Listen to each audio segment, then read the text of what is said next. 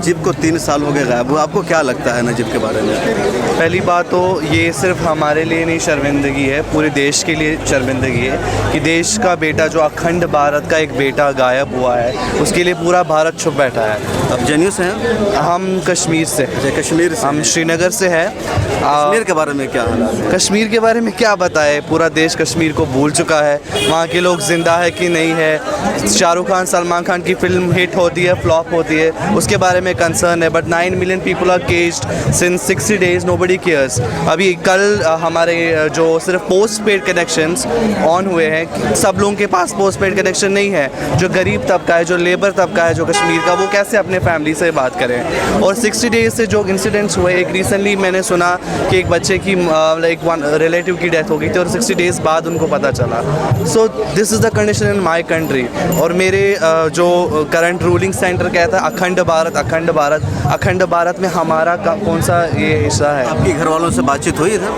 मेरी घर वालों से बहुत कम बात होती है, क्योंकि आफ्टर 7 डेज़ वो एक पुलिस स्टेशन में जाके 1 मिनट का कॉल करते हैं। उसके लिए भी मेरे बाप को, मेरे घर वालों को, अब्बू को लगभग 1 घंटा लाइन में लगना पड़ता है और उसके बाद वो 1 मिनट का कॉल करते हैं। और उधर ही से कॉल कर पाते, इधर से यहाँ से तो नहीं कॉल कर पाएंगे। जब क्योंकि 5 अगस्त को ये डिसीजन हुआ था, सारी चीज़ें बैन थी, तो उसके बाद पहली मरतबा कितने दिनों बाद आपकी बात हुई घर वालों से?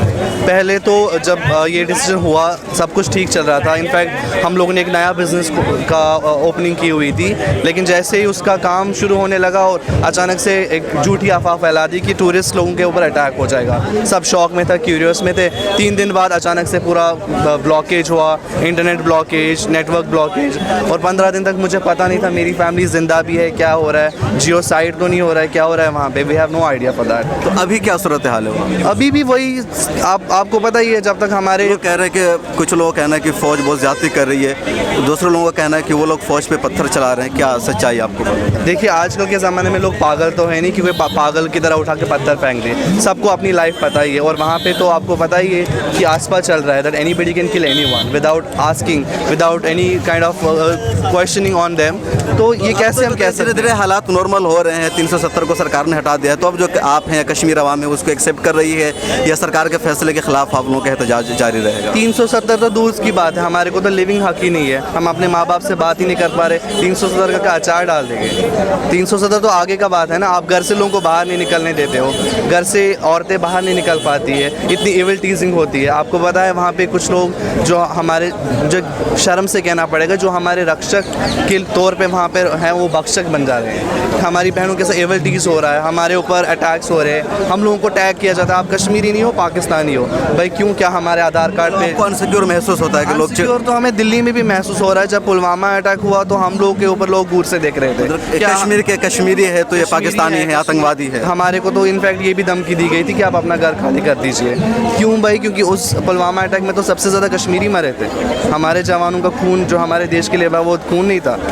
इट्स वेरी रॉन्ग कि आप जनरलाइज कर रहे हो। अभी जैसे कि आप देख सकें कितनी मॉब लिंचिंग है। हम तो नहीं बोलते कि मोदी जी मॉब लिंचिंग करते हैं, हम तो जनरलाइज नहीं करते हैं। अभी हमारा यहाँ पे आप खुद देखिए, एक माँ का बेटा गायब है।